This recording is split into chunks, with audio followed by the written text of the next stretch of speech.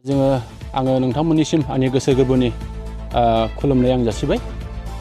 दिनैहाय जोङो 12 नं चिरांदुवार ब्लक कमिटि UPPनि जानानै जोंहा नैबे हाथिसार बे प्राइमारिनि सिङाव नैबे जोंहा 2 नं मैनागुरि गामियाव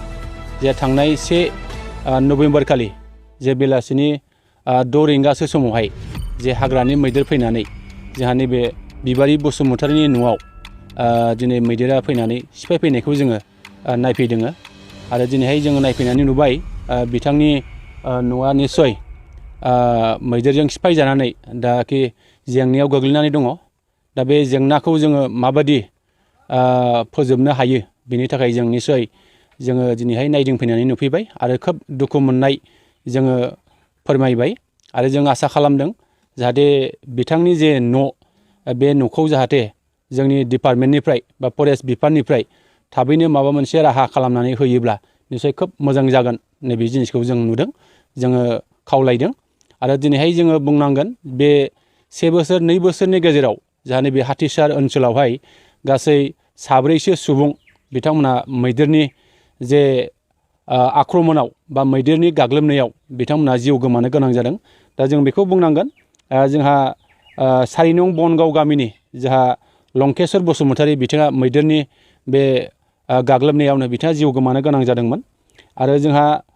2 नं खाग्राबारि गामिनि जा एपिलास मुसाहारि बे एपिलास मुसाहारियाबो मैदेरनि गाग्लोबनायाव जिउ गोमानो गोनां जादोंमोन आरो जोंहा 2 नं फुलबारि गामिनि जोंहा चक्र बसुमतारी बिथाङाबो मैदेरनि गाग्लोबनायावनो जिउ गोमानो गोनां जादोंमोन आरो जोंहा दिनैहाय जों मोनबावदों देबादाङि गामिनि जोंहा फरेस्ट मुसाहारि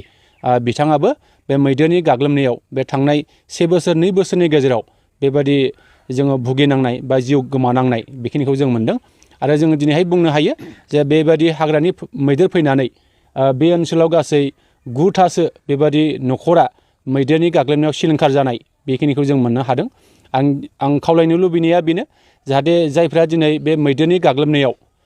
दिनै जिउ गोमानो गोनां जाबाय जाहाथे बिथांमोनहा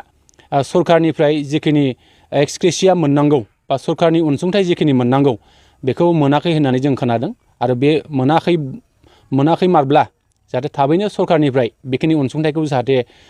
होगोन बेखौ आङो मिजिं खालामो आरो लोगोसे जायफ्रा दिनै न' बां सिलिंखार जानानै दङ दा बिथांमोननोबो सरकारनिफ्राय माबा मोनसे जुदि राहा खालामनो हायोबा खोब मोजां जागौ बेखिनिखौ जोङो हान्जानाय जानानै सरकारनिसिम बा बिफानारिसिम जों खावलायनाय थाबाय।